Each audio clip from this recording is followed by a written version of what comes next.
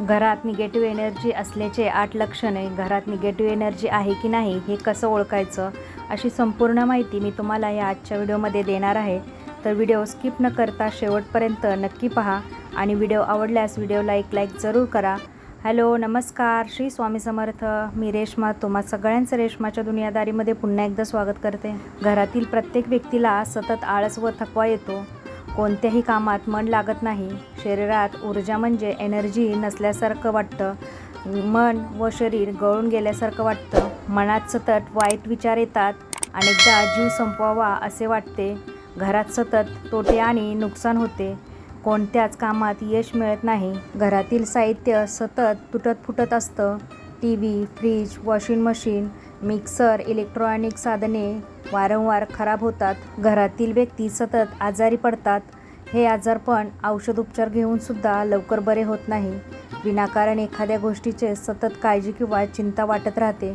पुढे जाऊन त्याचे रूपांतर डिप्रेशनमध्ये होते. काम शेवटच्या टप्प्यात अडकते किंवा होता होता राहून जाते. एखादी चालून आलेली संधी आश्चर्यकारकरित्या हातातून जाते. सतत वाईट स्वप्ने पडणे व घरात कुणीतरी असण्याचा भास होणे. घरात निगेटिव्ह एनर्जी आहे की नाही हे कसं ओळखावे? एक काचेचा ग्लास घ्या. त्यात पिण्याचे पाणी भरा. थोडेसे गंगाजल मिसळा. मुठभर गुलाबाच्या पाकळ्या त्यात टाका. हा ग्लास घराच्या एका कोपऱ्यात ठेवा. 24 तासानंतर ग्लासमधील पाण्याकडे निरखून पहा. जर पाण्याचा रंग गुलाबी अथवा लाल झाला असेल तर घरात निगेटिव्ह एनर्जी आहे. पाण्याचा रंग जितका गडद असेल तितकी निगेटिव्ह एनर्जी जास्त आहे आणि रंग न बदलण्यास त्याची कारणे वेगळी असू शकतात. घराचा मुख्य दरवाजा नेहमी स्वच्छ ठेवा. फरशी पुसण्याच्या पाण्यात चिमूटभर खडे मीठ टाकून फरशी पुसा. खडे मीठ म्हणजे मोठे मीठ.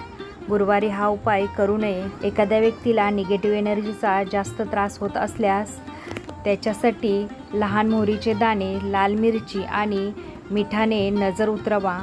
या तिन्ही वस्तू आपल्या घरात एकत्रित घेऊन 3 वेळा यांनी नजर उतरवायची.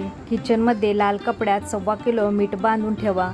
ही मिठाची पुरसुंडी बाहेरील व्यक्तीला दिसणार नाही अशी ठेवा. प्रत्येक महिन्याला जुने मीठ बदलून त्या जागी नवीन मीठ ठेवा.